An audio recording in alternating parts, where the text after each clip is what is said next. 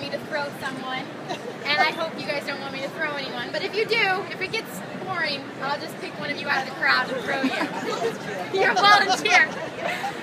So how many of you guys know what Judo is? You do?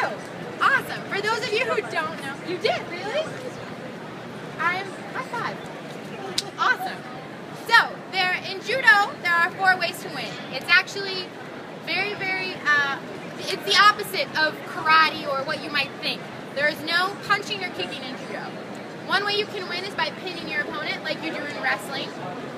Another way you can win is by choking your opponent until they tap or they're unconscious. The third way to win is by armbarring your opponent. If any of you guys have seen UFC, the MMA stuff, armbarring, that's another way to win.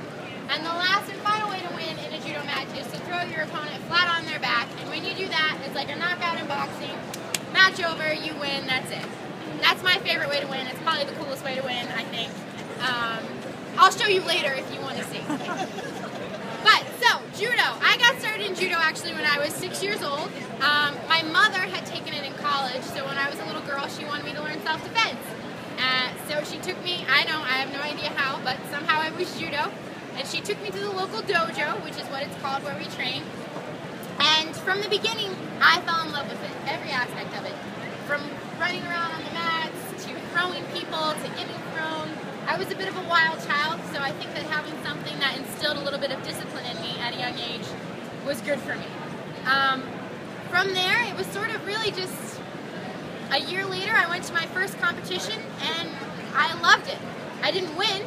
I got thrown in like 3 seconds, but it was so fun to me. Something about going and staying in a hotel and going swimming and eating pizza and being with my teammates. Even though Judo is a one-person sport, you have a team, and the only way you get better is if you work out with your team. So I really love the camaraderie aspect of it all.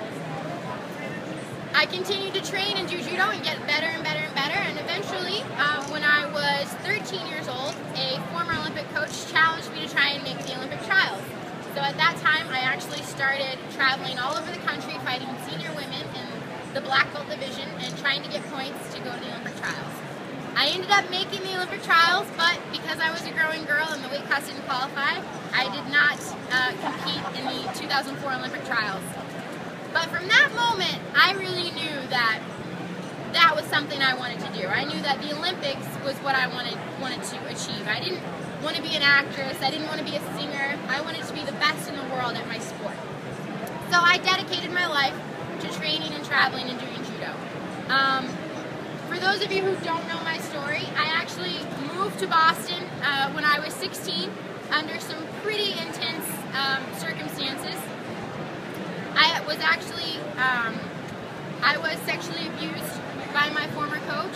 So when I was 16, I ended up telling my family and telling my parents, and we ultimately made the decision for me to continue to do Judo.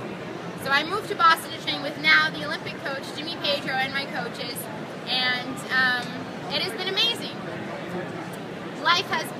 The thing that I've learned about all this is that there are always obstacles, there are always going to be roadblocks, there are always going to be things in life that get you down.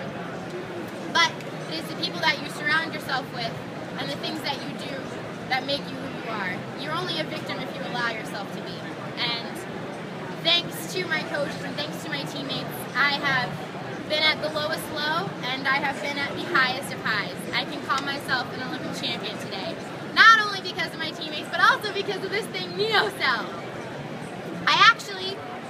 When I was 16, after I moved to Boston, I became affiliated with NeoCell. I became a NeoCell ambassador. And in 2010, I won the World Championships. And from there on out, it was the only thing on my mind was the Olympics. Every day, that's what I thought about. Every night before I went to sleep, that's what I thought about. And I was actually training in Japan 5 months out from the Olympics. And to give you an idea of what the training is like, for me, I train twice a day. I do Judo 2 hours in the morning and 2 hours at night.